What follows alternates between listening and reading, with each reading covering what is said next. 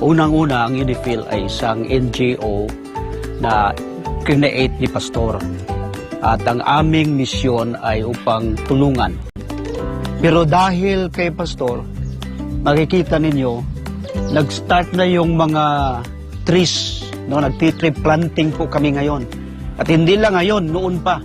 Dahil gusto talaga ni Pastor na maibalik yung kalikasan. Si Pastor kasi, kaya mahal namin si Pastor, kaming mga tribo. Dahil pro-life si Pastor eh.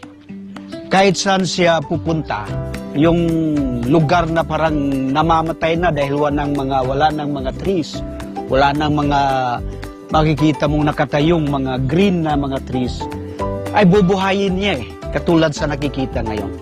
Kaya nandito po yung UNIFIL, kasama sa lahat ng ating mga kapatirang tribo, at nakikipag-isa po kami sa ating mahal na Pastor para sa advocacy po niya sa environment.